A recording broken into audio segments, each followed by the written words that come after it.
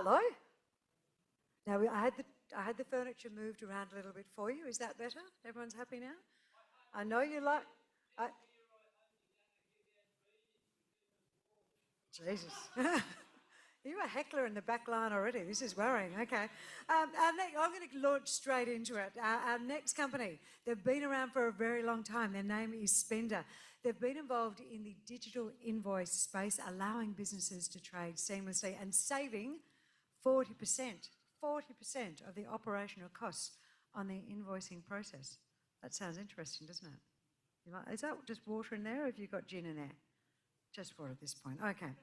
Francis D'Souza, would you like to come up and take the stage, please, sir? This is GM and Corporate Development at Spender. Would you please make Francis very welcome, everyone?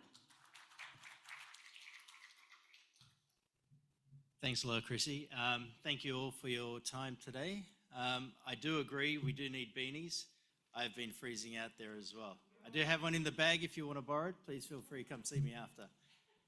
I'm going to jump right into it and give you a very quick overview and snapshot of the company.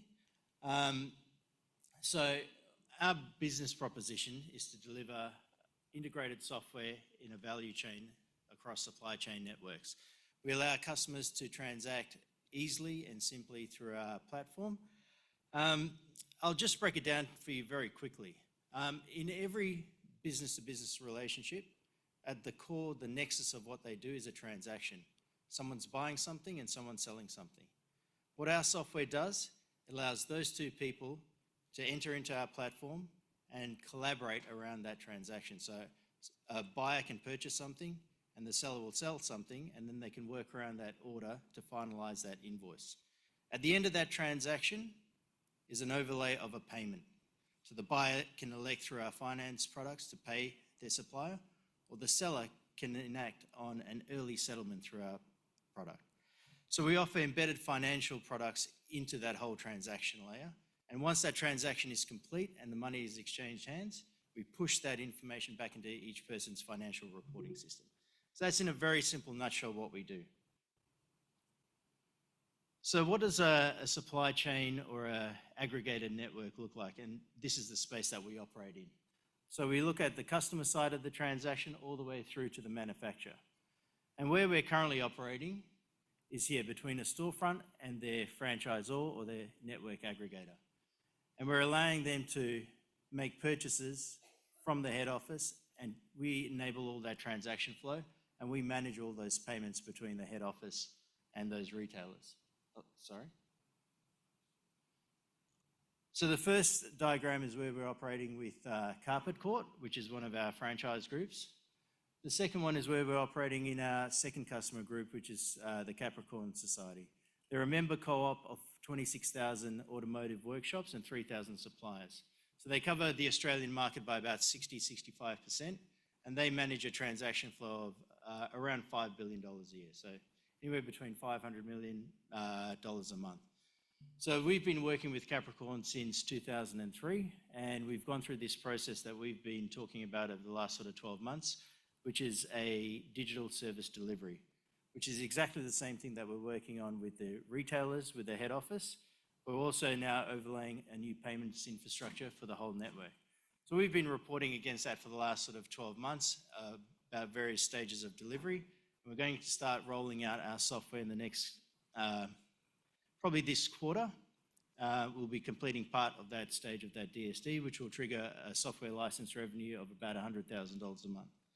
But further than that, in the early start of this year, Capricorn invested $7.1 million into the business. So they have a view of where we're going as a company, and we're integral to their ongoing continuity in upgrading their technology and infrastructure. In the next half, what we're going to do is we're going to roll out a customer-facing solution with our Carpet Court network. It's called a standard operating environment, and it will allow the formation of that transaction at the consumer side.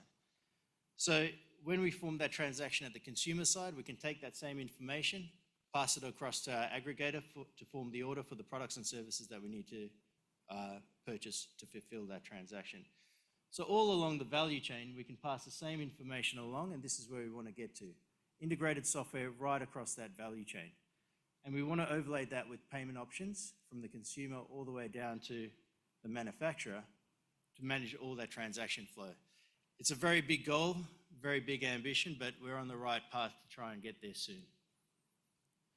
So where are we at now in the last 12 months?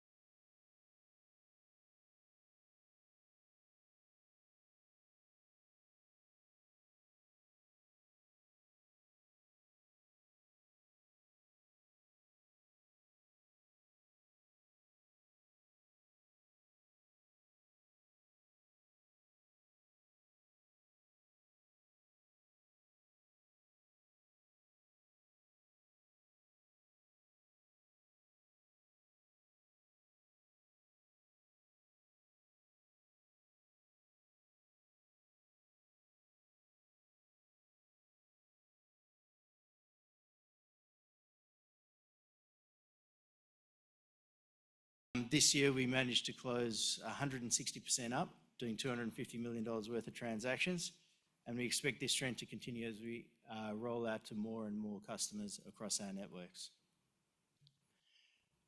A couple of weeks ago, we announced the acquisition of LinePay, which is, they provide payments technologies in the B2B space, and also they have their own payments processing network.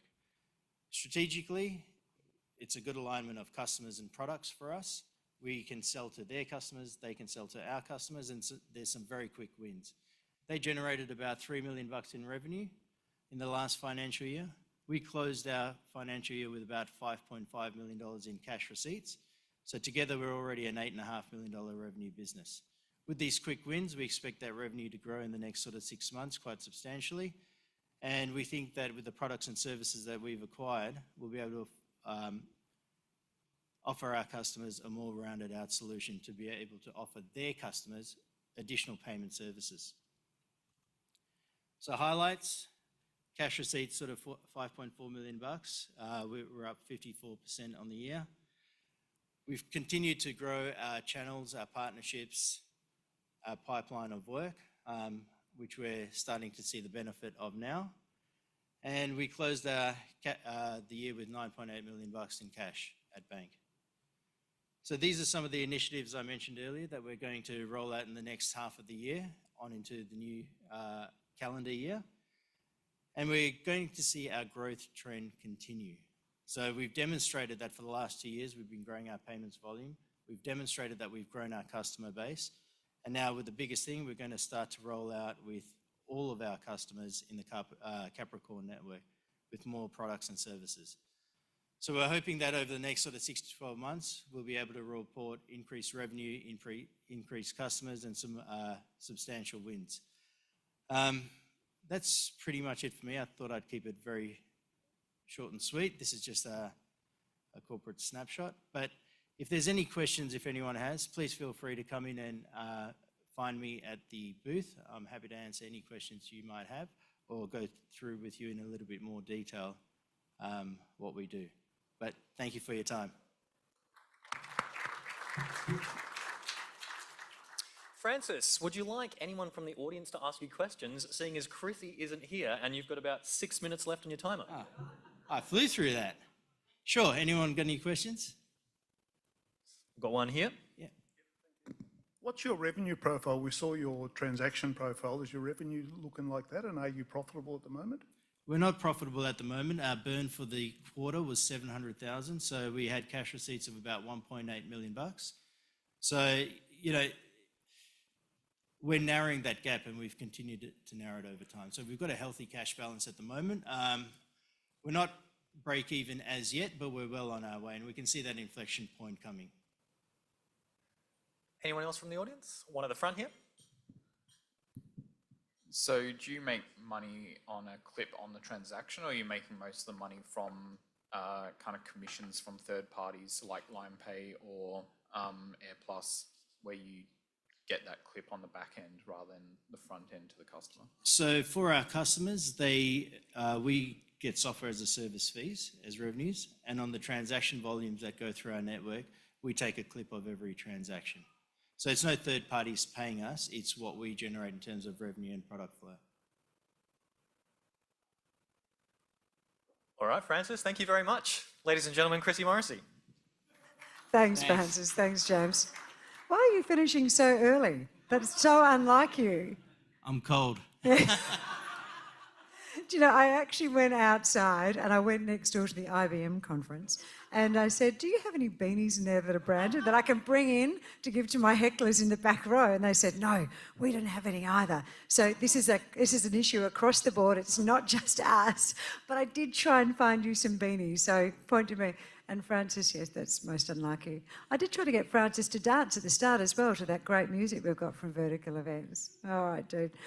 So you're all good in here? You've all been okay while I went? Obviously, James has stepped up. Francis is great. The next topic of conversation that we're going to have in here is about sleep, because we all know sleep is the window to great mental health. It's really, really important. And there are many of us walking around at the moment who are trying to watch the Olympics and still function as human beings. Now, that's a temporary situation. What if it was a more permanent situation? And what if it just led to more frustration and anxiety? And then again, what if the anxiety and depression were the things that led to the sleep? Which one is each? This gentleman here, he has a solution. And it's already up and running in America, where there are many, many, many more sleepless people than there are here. This is Kai's son. He is the COO of TrivarX. So they are innovating connection between biological markers and mental health conditions. And for those people who have trouble saying there's a problem and explaining and sharing information, he's got a sneaky little way to get that information out of you. Please make Kai very welcome. Thank you very much, Chrissy, and good afternoon, everyone. Mental health is one of the largest healthcare issues globally. The World Health Organization estimates that nearly 1 billion people live with a mental health disorder, with anxiety and depression being the most common. At TrivarX, we believe that an objective measure of mental health is the key to helping address this.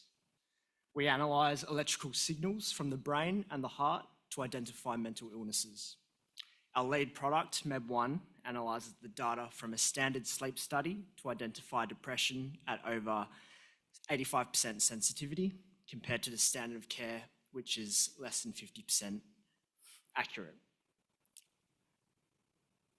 So we're headquartered in Perth, Australia, with our operations out of Minnesota in the United States. We're capped at roughly 15 to 16. Fidelity Investments is our largest shareholder, who has backed us from the start, and our board is deeply experienced in commercialising medical technology and digital health in the US. We're well funded, having recently closed a placement in May, the second tranche closing 3 weeks ago, and we'll be receiving an R&D refund towards the end of this calendar year.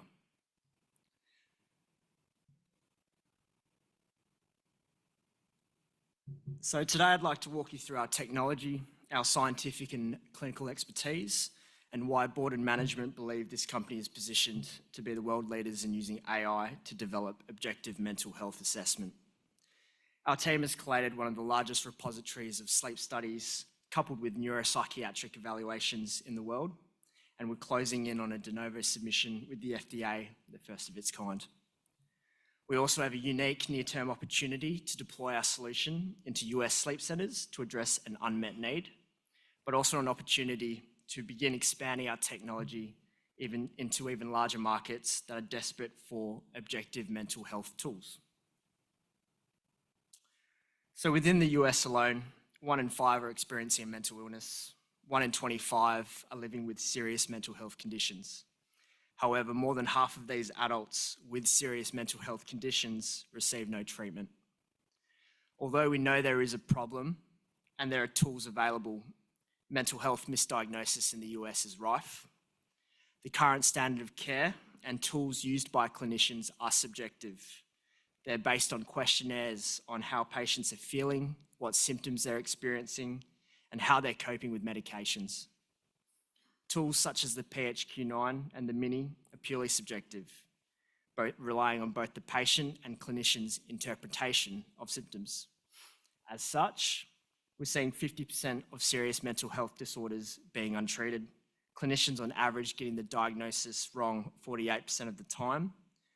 You can see here the misdiagnosis of MDD, major depressive disorder, is 66%, social anxiety is 98%, bipolar is 93%. It's a huge amount of the population getting the wrong information and getting the wrong care. So our approach to addressing this problem, as Chrissy said, is in sleep and its link with mental health.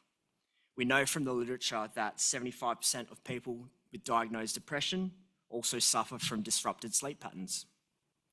The brain and the heart are intricately linked, and by studying patterns in physical biomarkers during sleep using AI, our team can now see, discover, and analyze things the human eye cannot through our technology. Dr. Archie DeFillo heads up our clinical research and spent 25 years as a practicing neurosurgeon in South Africa. So I'm sure you can imagine the amount of operations he's seen before transitioning into research on both the brain and the heart.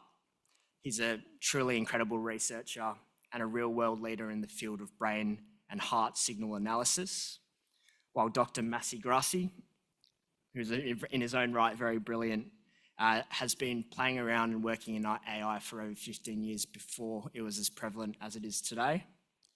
He also has a PhD in psychology, so a really nice blend between him and Dr. DeFillo. We've been able to describe several unique proprietary TrivarX biomarkers undiscovered in research that form the basis of our technology and our algorithms. So just quickly at a high level, our process begins with extracting standard brain and heart signals before identifying a set of variables based on current scientific evidence.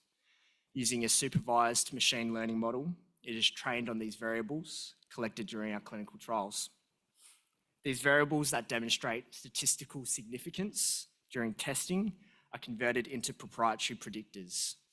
From our work to date, we use over 60 predictors ranging across sleep architecture, continuity, latency, REM, EEG frequency bands, etc., which are further tested and then integrated to enhance the algorithm's performance.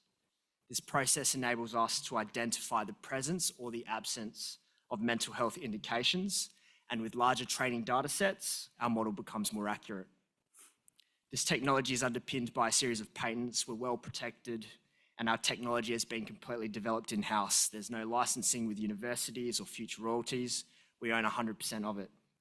And along with the team is the sole reason why myself and the board have been involved with this company. I actually recently attended the World Sleep Conference in Houston a few months ago, and a high-ranking Navy commander who heads up sleep research for warfighters said to me, he's never seen any technology like this unlocking the connection between HRV and sleep and mental health. And in his words, this could change the way all sleep analysis, both in the research and the commercial fields, are done moving forward, which of course was a massive tick of industry validation for the company. So over the last few years, we've collected and built one of the largest repositories of sleep study data combined with patient mental health statuses in the world. Across our clinical trials, we've compiled over 1,000 unique patient cases with over 1,000 patient health questionnaires, each individually evaluated by clinicians, and over 400 face-to-face structured interviews assessing cases of bipolar, panic disorder, PTSD, and the list goes on. So our first mental health indication, of course, is depression. We're targeting this major market because 1, we know clinicians miss 50% of the time. 2, less than 2% of US adults are screened for depression at the primary care level. 3, there is no depression screening at all conducted in sleep clinics, both in the US and globally. And lastly, 21% of people undergoing a sleep study have depression. Our algorithm is the only objective depression screening tool for sleep centers. We're agnostic to different sleep hardware and software. We take a standard sleep study EDF file from a sleep study, we run it through our software, and we can accurately identify patients with and without depression higher than the current standard of care. We're well advanced, and off the back of our phase 2, which our results were announced yesterday, we've had multiple positive engagements with the FDA, and we're confident we can replicate our phase 2 trial in a pivotal trial commencing later this year to complete the final checklist item for a de novo submission in 2025. So just quickly on our phase 2, we enrolled 400 patients across 15 sleep centers in the US. It was a very cost-effective trial. Patients were already referred to sleep studies for suspected obstructive sleep apnea and sleep disorders. So we didn't have to pay for those sleep studies. We simply engaged nurse practitioners to conduct the mini structured interview via telehealth right before the patients went to sleep. As you can see, our algorithm was able to correctly identify 87% of patients with depression. This is 16% higher than our phase 1. We had a specificity of 72%, a PPV of 35%, which we're very happy with, as this is on the upper end of the industry standard for depression screening, and a negative predictive value of 97%. The key stat here I'd like you to pay attention to is, as a screening tool to be widely deployed, this NPV number signifies the likelihood a patient has depression when testing negative on our algorithm is less than 3%. Therefore, we're not missing any patients or any are falling through the cracks. So these phase 2 results have de-risked the company significantly. With these accuracy levels, our pivotal trial should almost be a carbon copy of this phase 2 our team has successfully executed. So beyond the initial commercial opportunity of widespread sleep study, sleep center deployment, our validation of the algorithm and these strong results now open an array of opportunities for us to explore.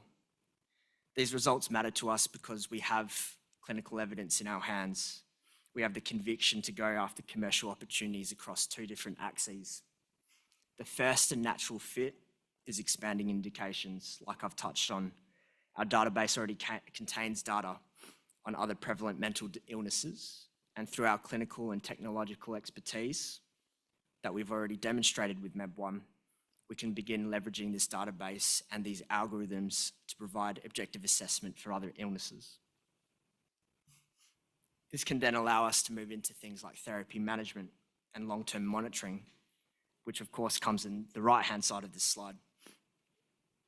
We've started with in-clinic sleep labs because this is where the richest data source lies in type 1 polysomnographies. Our next move will be moving into at-home sleep studies, type 2 PSGs, as well as specialist consumer devices such as small wearable headbands that still provide EEG signals. We've been in discussion with numerous providers over the last few months, and we can now push into these different markets. Of course, you're probably thinking, what's the holy grail opportunity? And we want to take this technology into the most used wearables around the world.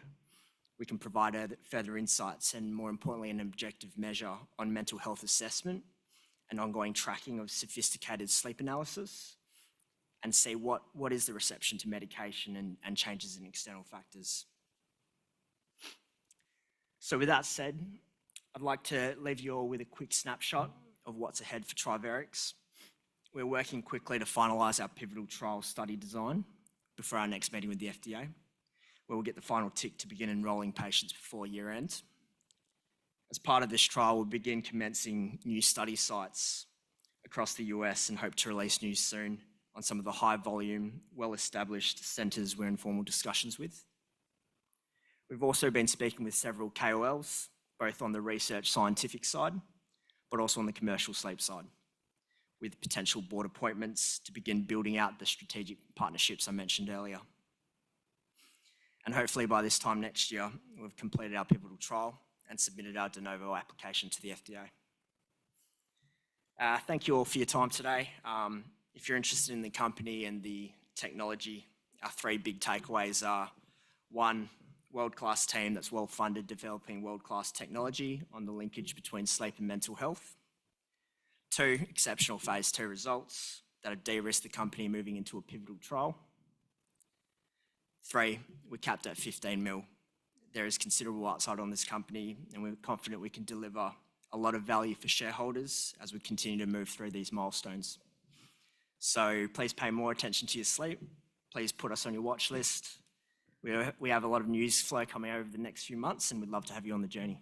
Thanks.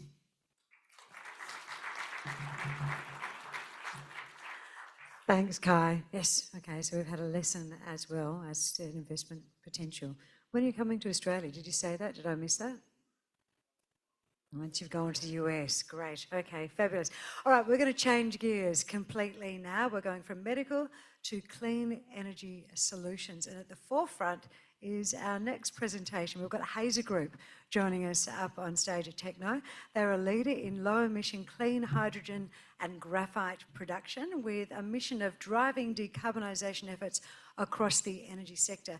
This fellow is Corrie. He is their CEO. He leads them admirably. He's an industry expert with 25 years of experience across the traditional and also the renewable energy sector. Now, would you like my microphone? Because I know you like to wander around.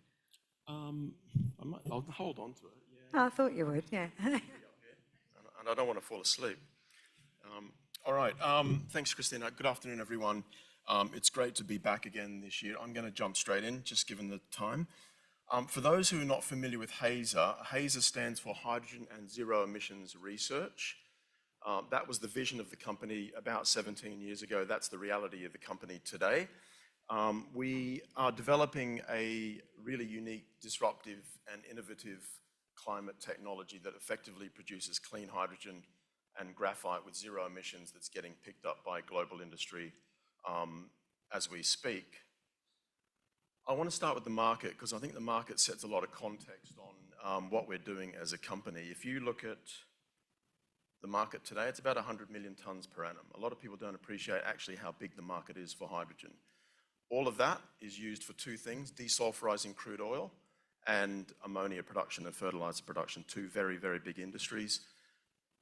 All of that is produced with one process called steam methane reforming. I refer to it as dirty hydrogen. Every tonne of hydrogen produced today is associated with about 11 tonnes of CO2. So it's actually producing more CO2 than it is hydrogen. And that is our disruption as a market. So a very big market that is effectively ripe for disruption with a clean technology. So what does Hazer do? Hazer is a low emissions, low cost pyrolysis technology. We're not green hydrogen, and I'll come to what that means shortly. We're producing clean hydrogen and we're producing graphite at the same time. We effectively take any methane-rich feedstock, LNG, gas, biogas, wastewater treatment gas, anything that's methane-rich, and those who follow gas markets know that methane is 25 times more harmful than CO2. And effectively, we accelerate the decarbonisation of gas by converting it and splitting it into pure hydrogen and carbon in the form of graphite with zero emissions, okay?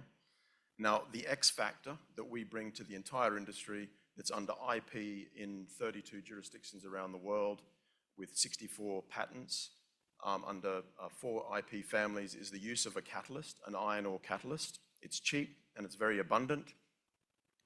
And it dramatically reduces the temperature of our reaction to about 700 to 900 degrees. Everybody else in the world that's doing this is doing it about 1500, 1800 and 2000 degrees Celsius.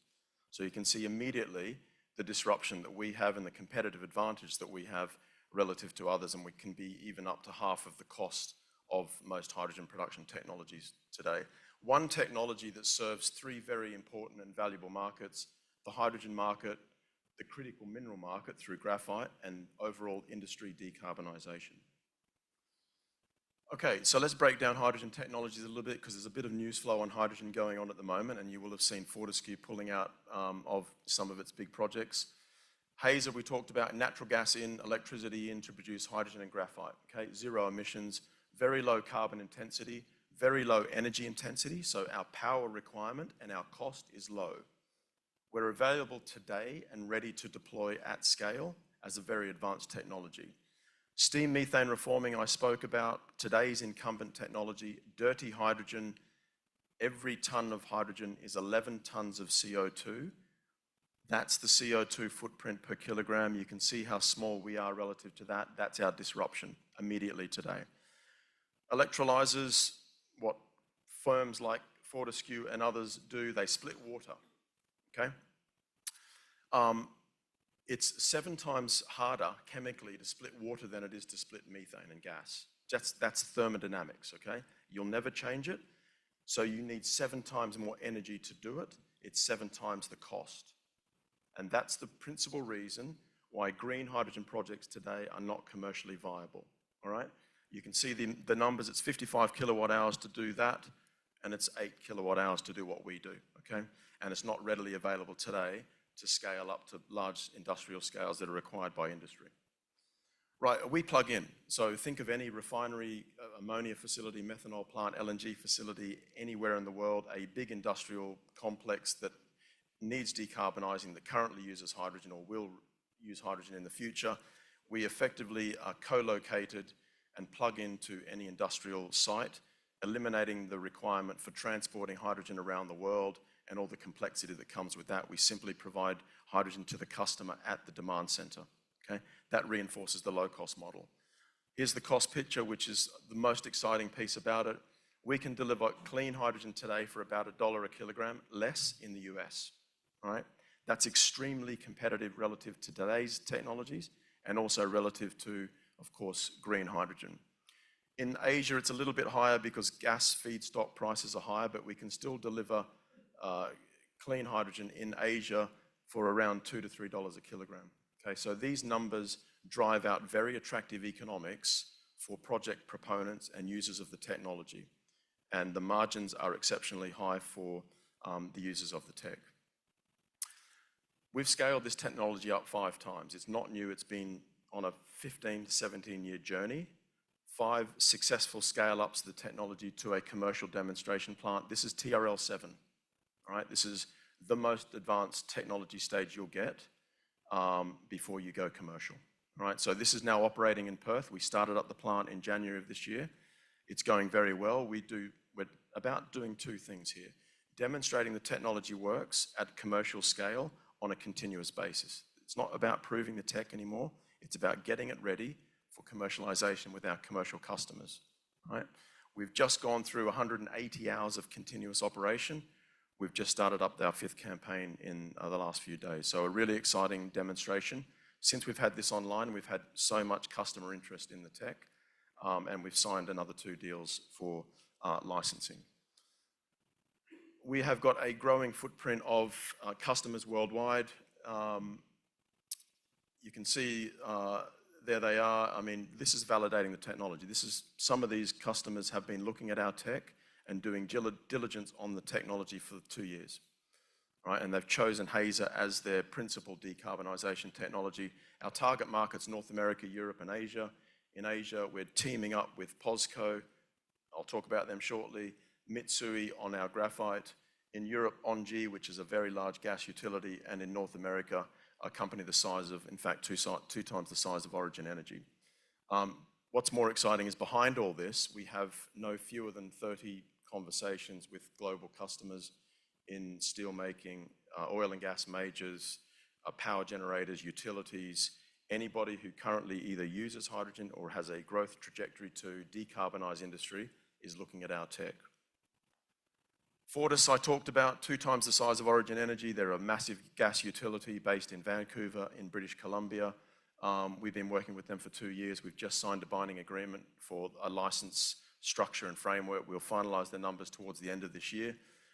We are actually delivering under that agreement early revenue because we've got an engineering service agreement now that delivers effectively our resources, our costs back plus a premium. So we're starting to mature as a company, and we're targeting an FID for that project in 2025, and that's when the revenue streams will start flowing for the technology.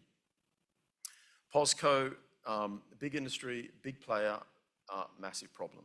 Steel making is responsible for about, I think it's about 10 to 11% of the world's CO2 emissions, and it's responsible for about 8% of the world's greenhouse gas emissions. So a massive industry with a massive problem. You've all heard about green steel. POSCO is the 6th largest steel maker on the planet. They operate 2 of the world's largest steel facilities in Korea, Pohang and Gwangyang, and they've chosen our technology above everyone else to decarbonize green steel. Okay? This could be massive for us because they need in the order of about 200,000 tons per annum of clean hydrogen by 2050. So this could be a massive opportunity for us to really deploy our technology at scale. It'll start around 3,000 to 5,000 tons per annum, and then we'd expect it to grow from there. But watch this space with POSCO. They're a big player that are really serious about green steel. Graphite, we don't talk a lot about it, but it's a massive value kicker for us.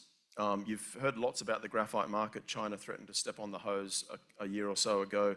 Of the 10 critical minerals that Australia has on the list, they produce 9. The one they don't produce is graphite. So it's obviously quite a volatile market, but it's quite an important critical mineral. Hazer, by virtue of its technology, actually has, I don't like to call it a byproduct, a co-product in graphite, and high purity graphite that can be produced at scale and large volumes of it. All right, so it's a really unique product that can go into steel making, into water purification, into thermal energy storage, and in the long run, lithium-ion batteries and other things. So a really unique product. We've teamed up with Mitsui, one of the largest trading groups in the world that are really across the met coke markets and other things. They've done significant testing on our product, and we've tested it in a lot of the industries that I just spoke about, and we're getting really good feedback for it. Prices range in the order of somewhere between $600 and $1,000 a ton. Not that we need it, but it's another value kicker for our technology as we start to kind of produce large-scale volumes at our commercial centres. We're a licensing model. We're 25 people. Most of our team are engineers. We don't have project-level participation, and therefore we don't take CapEx-level risk. We just collect license fees from our commercial partners. Okay? And so that is a very attractive model. When you're not taking project risk or CapEx risk, you're effectively collecting license fees from FID and then royalties from first production. Our first FID is as early as next year. This could be a substantial income stream for our company. Royalties on hydrogen, carbon offsets, we hope in the long run, but certainly graphite production. Okay? Buckle up, we've got a massively busy 12 months ahead of us, like every company out there, I'm sure, but commercial demonstration plant is doing what it says on the tin. We've just been through 100 hours, or in fact 180 hours. We're just around the corner from 240 hours. That's enough to demonstrate the tech works on a commercial basis. We're going to call commercial readiness by the end of the year. It's an important milestone for the tech, but less so. We're kind of running and chewing gum at the same time because we're developing a tech, but we've got commercial demand. So we're kind of trying to do 2 things at once. Fortis, who I talked about in Canada, early revenues just around the corner through our engineering service agreement, and then the final license terms by the end of the year. FID sometime next year, so that project's on a tear. The same again in Japan. Look, I'd be very surprised in the next 12 months if we haven't, again, matured some of those commercial conversations into real projects, either strategic investors in the tech, either customers for the tech, or strategic partners like groups like big engineering companies, which are going to support the acceleration of our tech into a marketing platform. And that has got the potential to really proliferate the technology into the hands of those that are looking for it. Corporate updates, really just about where we are financially. We just raised recently. We've got a strong cash balance. We've also got, again, another healthy R&D rebate coming through this quarter. We've got more ARENA funding coming from the federal government that's due latter part of this year, early part of next year, and then we're front running in a few other federal and state grants. So we've got lots of non-dilutive inflows. We've got a strong cash position that will see us through some of these significant milestones.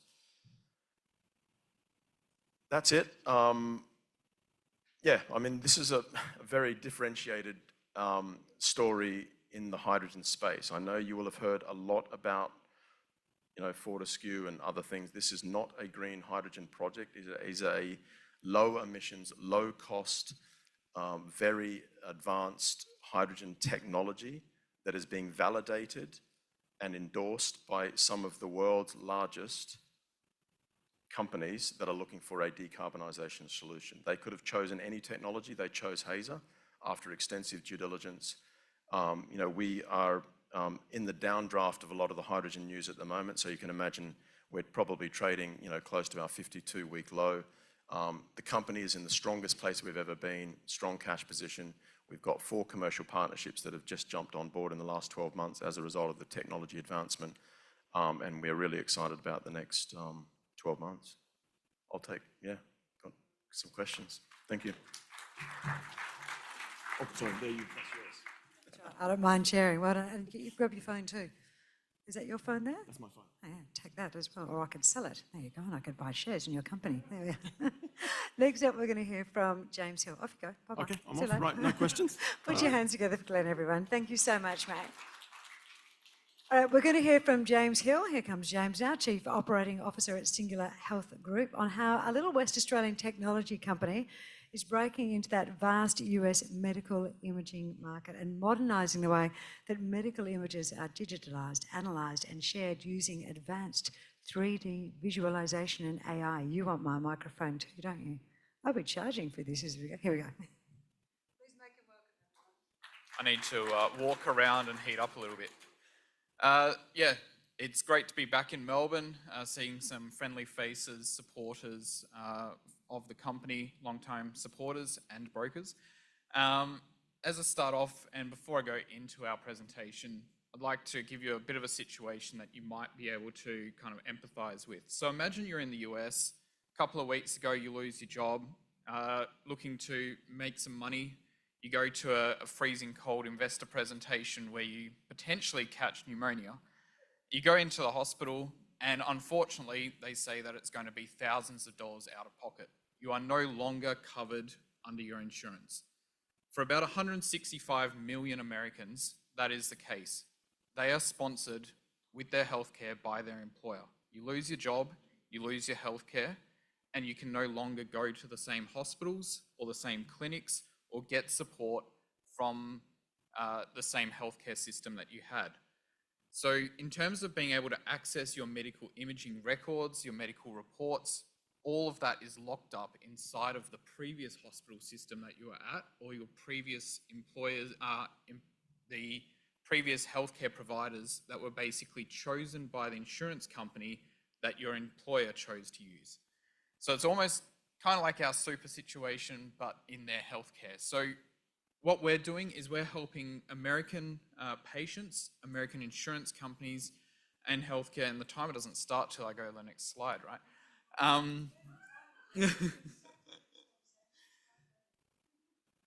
For us, we're really helping those at least 165 million American patients to move their medical images, their medical imaging records from facility to facility in a highly siloed, highly fragmented market.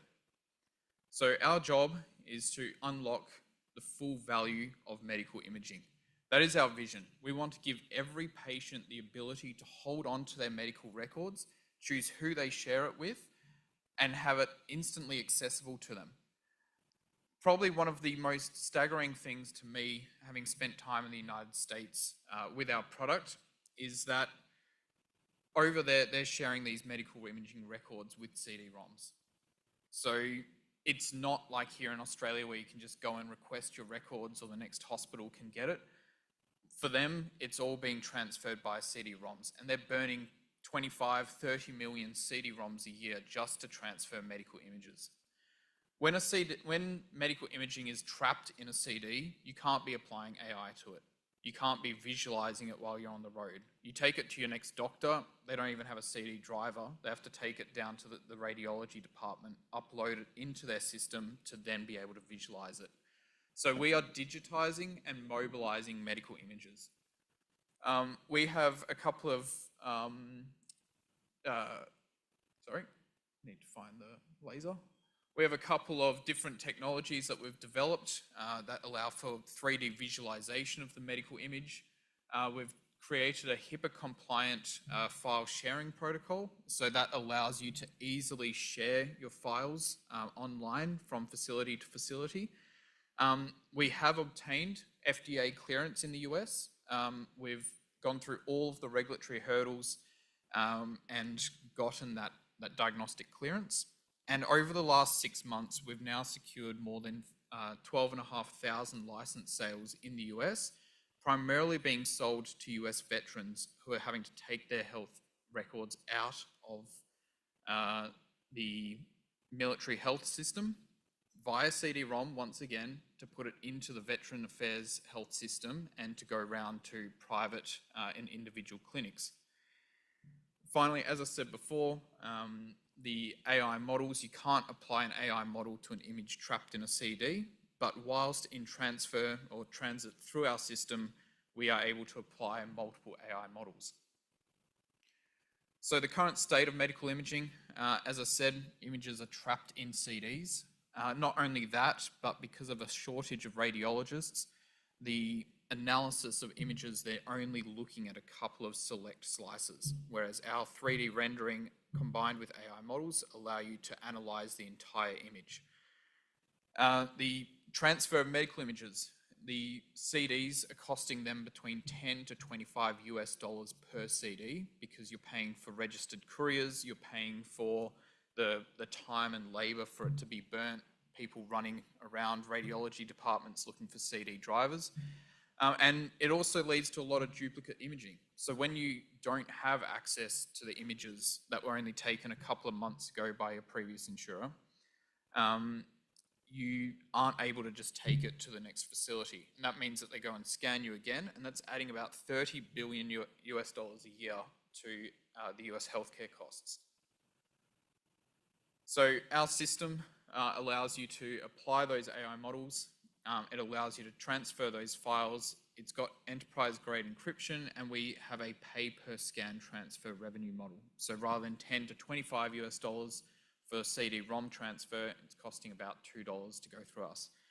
Ultimately, we're putting patients' medical images right there in their pocket. We have a mobile application that allows them to look at their images in 2D and 3D, along with annotations from the doctor, and gives them on-demand access to digitized images.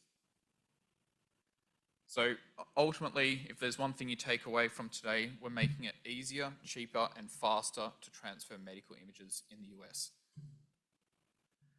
This is just a bit of a graphic showing that kind of broken ecosystem at the moment. So from Hospital One, which is sponsored by one insurance company and using one electronic medical record system. So for instance, possibly Max 7 Technologies. Hospital 2 is using Pro Medicus, the Australian darling of medical imaging. Those two hospitals won't talk to each other. They might share billing records with the insurance companies. They might share some of the reports, but in terms of sharing medical imaging, they operate in silos, and there's no real incentive to allow for that data egress.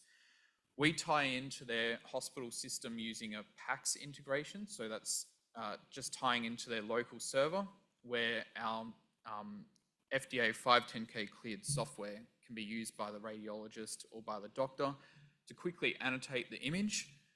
You can see the 3D reconstruction here and share it easily with the patient or with practitioners in other facilities, or even get second opinions elsewhere in the world. A couple of market comparables and milestones to date. As I said just before, we've got all of the appropriate regulatory clearances, not just for the US, but also ISO 13485 and MDSAP allows us to enter into South America, Europe, the UK CA. We've collaborated with Sony Electronics. We have worked with them on 3D visualization for use in the hospitals. And we appointed a master distributor in the US, which is a veteran-owned small business. So this is a veteran in the US who is disabled in service of their country. They get a certain amount of trickle-down funding from the federal government and preferential treatment with contracts in the US. Following their appointment, they actually invested in the company at a 30% premium to the share price of the day, putting in around $1 million. And since then, we've raised over $2.5 million out of US entities who clearly see the value in the company. Most recently, a $1 million investment at 16 cents from a group in Florida. We are working on an enterprise-based approach where we've appointed a number of global sales partners, and a lot of our sales at the moment have come through those sales partners with our 3DICOM for Veterans initiative. So in the US, there's around 19 million veterans. When you sign up for the military, it's not just for that secure employment, but because in the US, you know that you're going to be looked after you come back from combat. So they've got about 19 million veterans in the US. That's not even accounting for active service members, and 22% of those were disabled in service of their country. In the last couple of years, there's been a huge legal act called the PACT Act, which was passed by the Biden administration, allowing for tens of billions of dollars of funding to be put towards medical imaging for veterans who are damaged by burn pits or by chemicals in any war since the Vietnam War.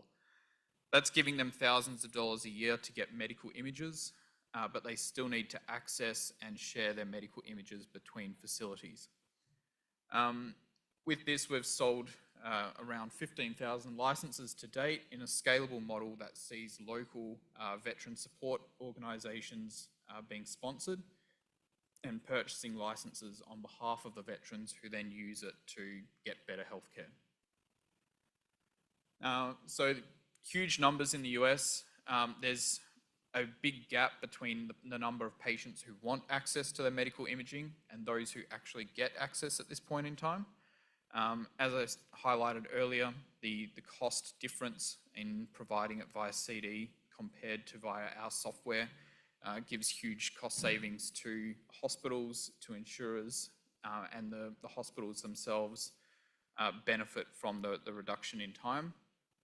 And there's over 80 million CT and MRI scans done each year. So our go-to-market strategy, we've got two kind of approaches. One is an enterprise sales approach, and the second is a direct consumer sale. Being software, it's incredibly scalable. We have patients from all around the world purchasing the software from our website every single day, as well as those enterprise sales, which are where we sell it to insurance companies, managed service organizations, and hospitals. There's a number of different revenue models, including subscriptions, which are then topped up on a pay per scan or a pay per AI model basis to increase that average revenue per user. And quite critically to us is an area called managed service organizations. So when I started this presentation, I mentioned that there's roughly 165 million Americans covered by employer-sponsored insurance in the US. Those insurance companies basically just act as administrators. They then pass on a lot of the premium, about 80% of the premium, to companies called managed service organizations. They are the ones who administer the care for the patients. They take on all of the risk of providing that care in exchange for that guaranteed percentage of the premium. And they make deals with the hospitals and with various different outpatient clinics, etc., to try and provide a cohesive environment that saves them money. So they're the ones who are quite interested. We are in discussion with a number of different MSOs in the US, cumulatively managing about 14 million lives at the moment. The idea is to sell them a license or provide it as a member benefit on insurance plans, because it will save them money with the duplicate imaging and with the savings in the transfers. On top of all of this, we do envisage a future in which extracted data from all of these images, when you can analyze every single slice in a scan in a matter of minutes, which would take radiologists significantly longer. And you can do things like this AI model here, where you're actually highlighting or stripping out multiple different segments and structures from the scan. You can quantify that. You can tell exactly what somebody's heart volume is, how that compares to other people in the population, whether or not it's inside or outside of the norm, and flag that for review by radiologists or for use in clinical trials to measure whether or not there's been any changes to the internal structure of a patient. So that's Singular Health. We invite you to add us to your watch list and join us in unlocking the full value of medical imaging. Thank you.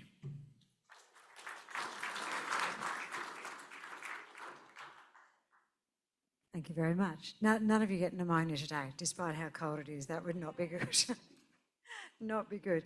Now, our next presenter up on stage has a formidable reputation in the world of biotech. If you've been to any of our TechKnows over the years, you would have heard of a company called ResApp.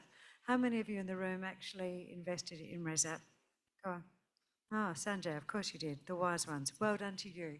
Smiling. Do you have a very large caravan or a, yeah? It was a wonderful opportunity. When it was presented to us all, I think it was presented for about 10 cents, Brian? Back in the day when you first started, 10 cents. Sold to Pfizer last year for US $180 million and made a lot of people very, very happy. Brian included, but he hasn't retired. He is absolutely dedicated to making the world a better place through biotech.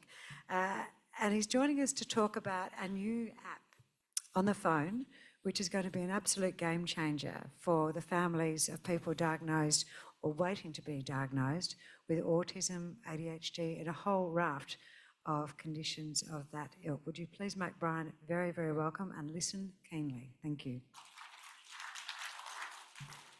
Thank you, Chrissy, and thanks everyone for attending. And I know it's the later part of the day, you're probably a bit tired as well. But, all right, yeah.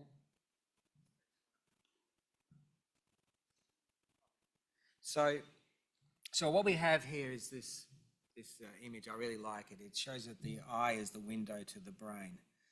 And neurological disorders is largely a misunderstood section in terms of there's no actual biomarkers in terms of an objective test to diagnose neurological conditions. They're all subjective. It's based on a psychiatric assessment.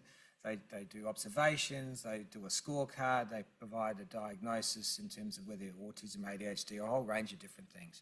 But we're talking about the world's first digital diagnostic test with objective measurement using a smartphone, which is all about artificial intelligence. And we only just listed. So only on early April, we listed on the ASX. We're actually the first company to list on the ASX in healthcare this year. And, we've done pretty well as a 20-cent IPO, but we've only just got started. The previous company I did, ResApp Health, I know at one point the share price was up 2,500% from listing, and that happened maybe 6 to 9 months after, it started to go that way, 6 to 9 months after we listed. It started at 2 cents, it was a reverse takeover, it went to 50 cents. So this thing has a great potential, I think a bigger potential than what ResApp ever had. Now, I've got this slide here about autism and NDIS. It's obviously a very topical thing.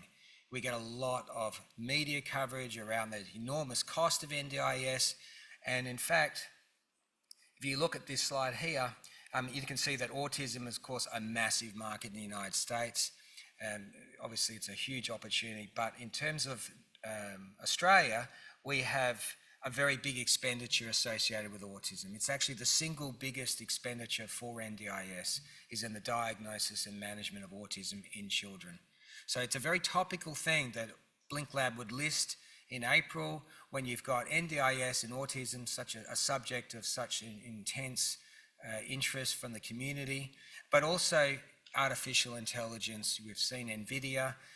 Who wouldn't have wanted to invest in NVIDIA when the share price was flying? It's now the largest corporation in the world, and we're using artificial intelligence in our diagnosis using only a smartphone.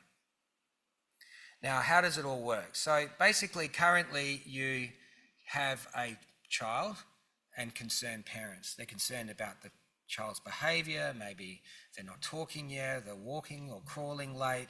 So it starts with parental concerns. They then go to see the GP. The GP is the conduit to going and seeing a specialist, and that then leads to a diagnosis, typically between the ages of 5 and 6.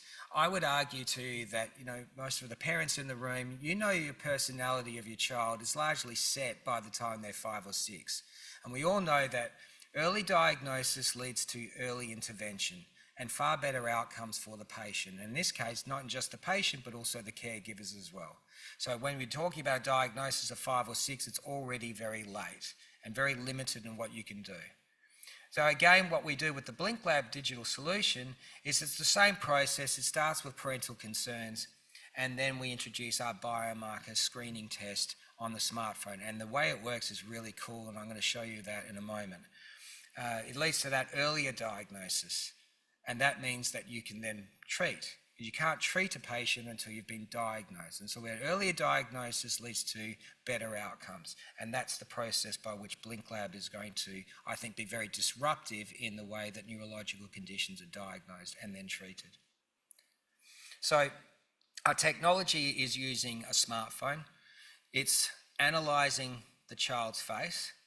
And by the way, this works just as well with a child or with an adult. But we're focusing on young children initially because we think that's where we get the biggest benefit in terms of the market. So it's analysing the face and it's introducing stimuli, and there's a whole range of stimuli. But one of the ones I'm going to demonstrate here is an audio stimuli, and it depends on how the person reacts to that stimuli captured on the smartphone that will give that diagnosis. So it's provoking facial reflexes, it's using computer vision and biomarker detection, and evaluates the function. So now what we have here is a perfectly neurotypical young boy. He's going to be given a test he's looking at a smartphone, he's looking at some sort of animation. It really doesn't matter what he's looking at, it's just focusing his attention. And then the phone is invoking facial reflexes in him. And let's see what happens. Now this is really slowed down.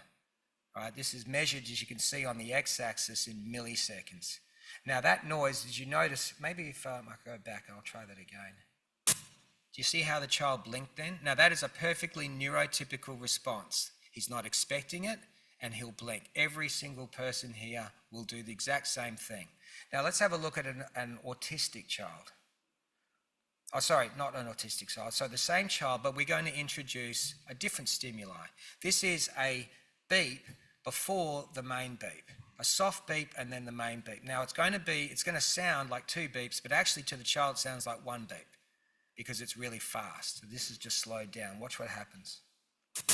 See how he didn't blink? Now that is a perfectly neurotypical response. This is established neuroscience, been around for 50 years. We're not reinventing anything here. Let's have a look at an autistic child. So this child is definitely autistic. See what happens when he gets the beep. He blinks.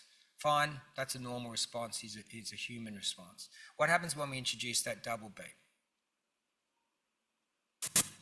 He blinks anyway. Now that is an absolute telltale sign of autism or ADHD.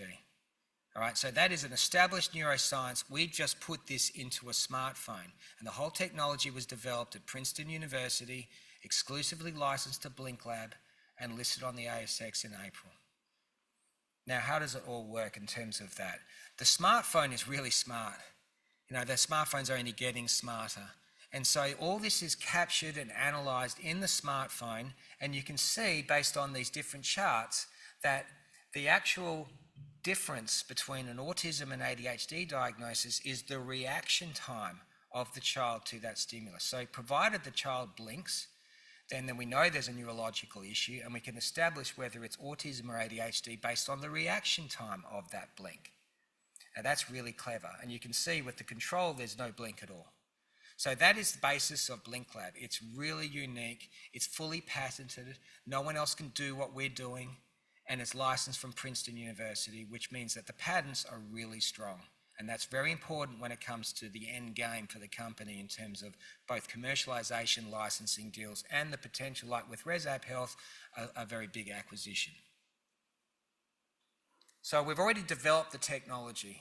When it came to us in terms of when we listed, it was already developed. The app is there. It's already been tested. And you can see there, 8,000 plus subjects have been tested through the Princeton studies around the world. So this is a very fully developed test.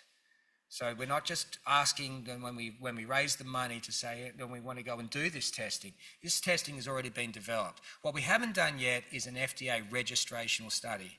That's what's coming. That's what we raised the $7 million for, and those trials are starting later this year. So that will be the major catalyst in terms of growth for the company and attract the interest of the big players in terms of the technology space.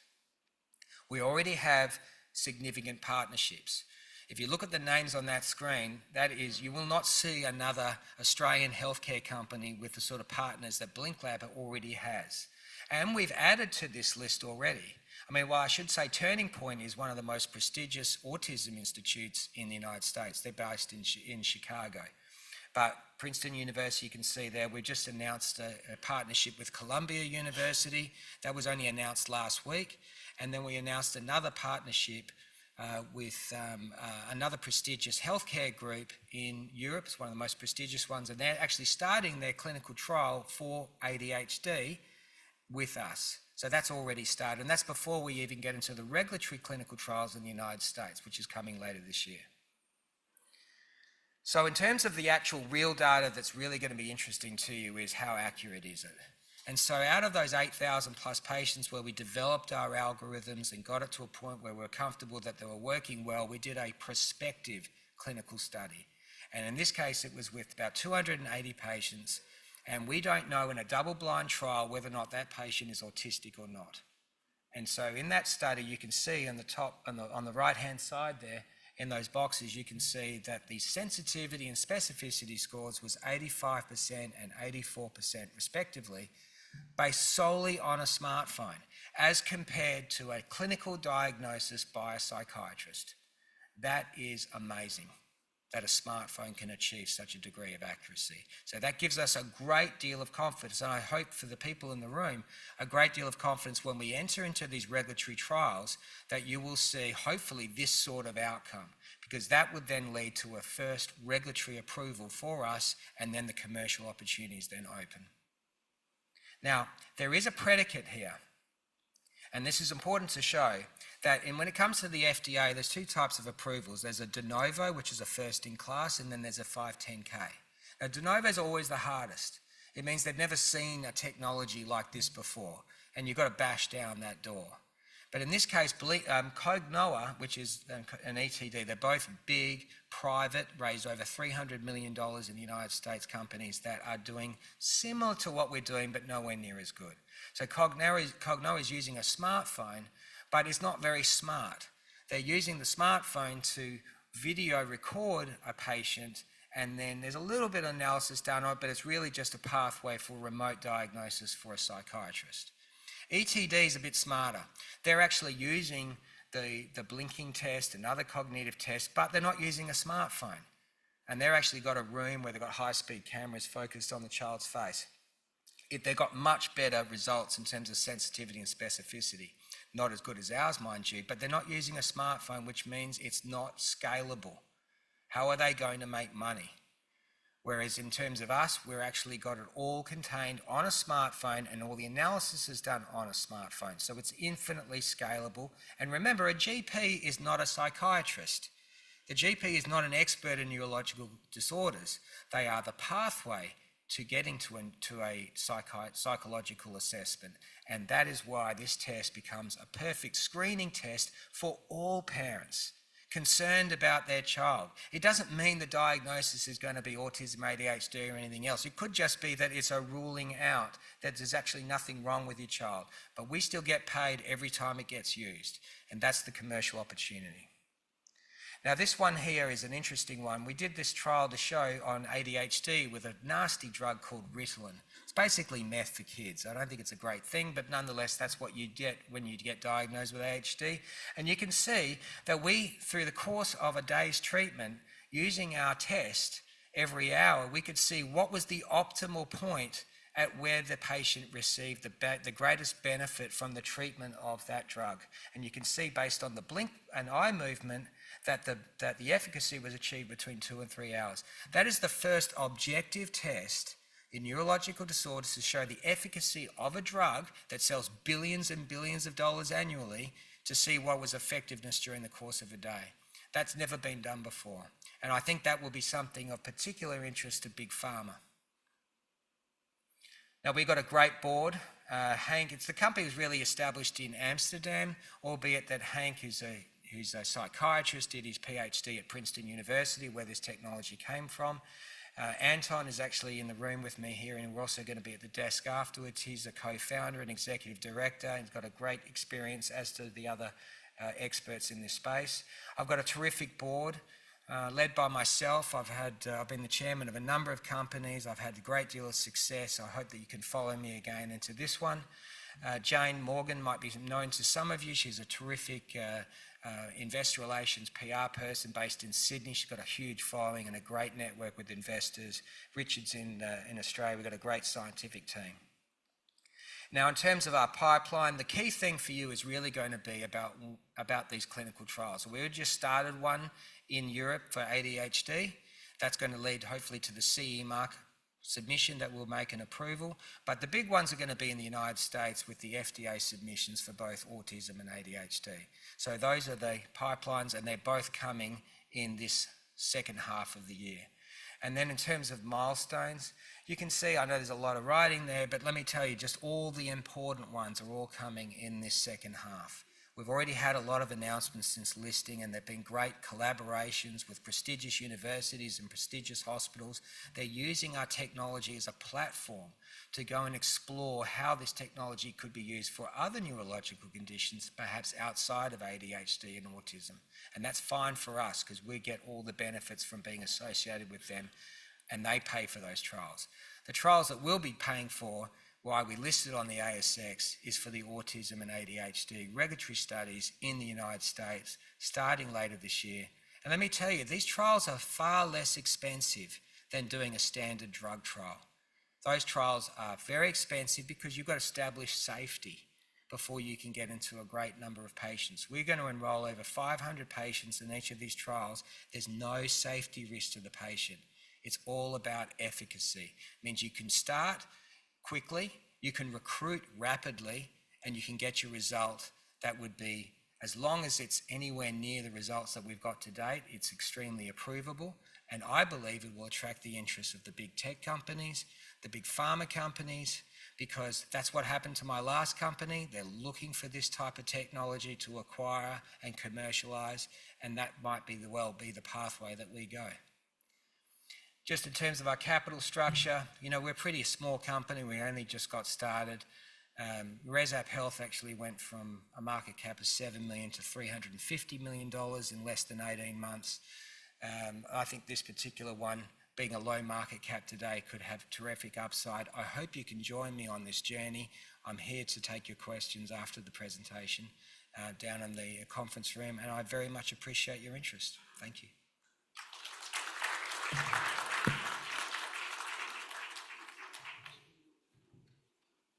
Thanks so much, Brian. Interesting, isn't it? Do you remember I said to you at the start of the program today that I was involved in a new TV show called Innovation Nation? BlinkLab was one of the first ones that we showcased. Huge acclaim, many downloads of the actual story and the fact sheet that went along with BlinkLab. So a lot of interest amongst the community for what it can do. And this next one as well, Argenica Therapeutics. They were also one of the first stories that we covered, and also lots and lots of interest. Now, they've been part of TechKnow, so you will have known Argenica Therapeutics. You'll have followed their story over the last few years. They've advanced along the way. We've watched them from preclinical research, I think, weren't you, Liz, right at the start there? You were preclinical research. Now they're in a phase 2 clinical trial, which is hugely exciting. So I'd like you, please, to join me. We're going to welcome Dr. Liz Dallimore up here to tell us about how the story has advanced in the last 12 months. It's really exciting to see what it means for us as potential investors. Thanks. Is that one better? Got it. Thank you. A few claps. Thank you all for staying to the bitter end as well.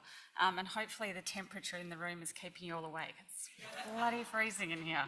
Thank you so much. I actually had a potential investor come up to me and said, you know, when you presented it at TechKnow last year, your share price was 35 cents. What is it today? And I said, it's 80 cents. So when I come back to TechKnow next year, we're hoping it's going to be $1.50. So I just want to put that in your mind as I start going through what Argenica Therapeutics is.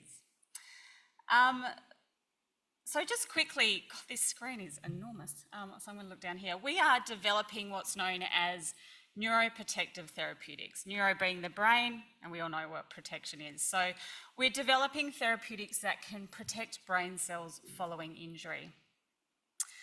And our drug candidate, known as ARG-007, is a peptide drug. So this is just a small protein. It gets across the blood-brain barrier, which is really important when we're talking about developing neuroprotective therapeutics.